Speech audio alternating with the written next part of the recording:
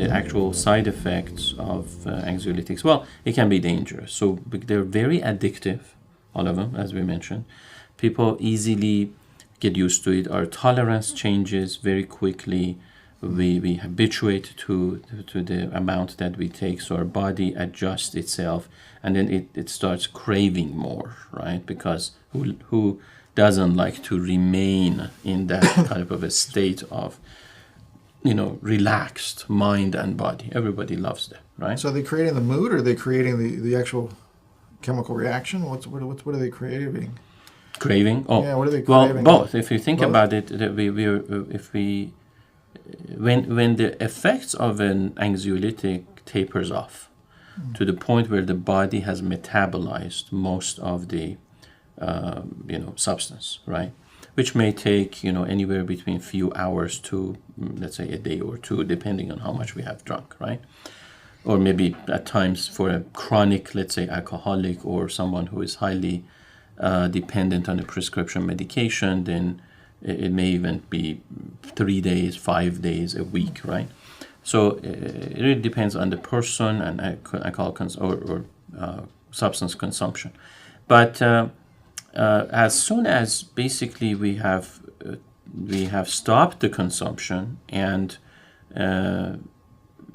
some time has passed, our body starts this craving, because it has become so dependent on it for internal regulation, because all the neurotransmitters are now regulated externally by taking the medication. So when I stop that, the neurotransmitters cannot immediately switch back to an internal regulation, right?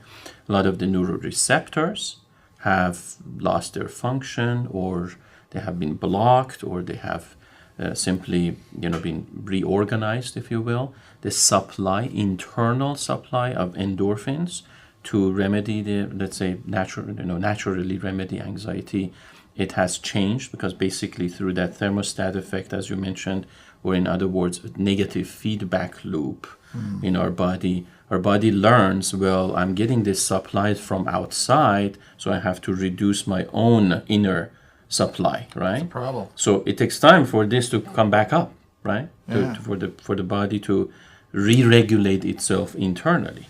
And that time can certainly lead to what we said. The first thing is really that craving, that sensation. Craving is more or less a sensation. It can be a mental craving, it can be a physical craving. Mostly it is the physical craving, if you will, that everybody experiences more or less immediately. But then also later on we can develop this mental craving, right? For instance, again, it depends on the situation, how much of an anxiety and nervousness a person is experiencing based on what kind of a situation in their lives, right? So the craving is that need for more of that external remedy that I'm used to, right? That's craving. Now, if we don't receive that, what happens is that because it really takes our body, our physiology, time to regenerate, reorganize its internal regulation, then we can go into these withdrawal effects. How bad is that? Well, the withdrawal effects can be horrible. It's a very horrible experience, because then we have pain associated, because if you think about it, anxiolytics have allowed us to have less pain, right? They're kind of washed over the pain that we used to have. So now we have increased anxiety to the point of a panic attack, of experience panic experience, right? Panic attacks, a panicky state of being, like sweating, heart palpitations, blood pressure, flushing, all those type of things, and even shivering, tremoring. Oh, really? Like for instance, delirious tremens. Delirious tremens is associated with alcohol withdrawal. And also withdrawal from benzos and barbiturates, because our body is now in a state of almost like a dire need. Almost our life, if you will, depends on this. because it can't regenerate all the resources it has lost within few moments or few seconds or few minutes or hours. It takes days, as we talked about, depending on the consumption.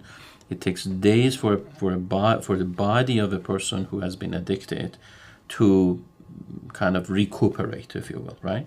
So those withdrawal effects can lead to cramps in all kinds of different organs and bodies, or organs even shutting down. Because it affects the adrenals quite a bit. It can also cause problems with the immune system too, doesn't it? Absolutely, it does. I mean, it's a whole systemic thing. It's a very extreme benzos, barbiturates, but generally anxiolytics are one of the most dangerous drugs to get hooked on. Then after that we have stimulants and then opiates, right? But the highest danger is really related to the anxiolytics. Those are number one. That's number one, yes. And People can die from those side effects and the wow. withdrawal effects, yeah.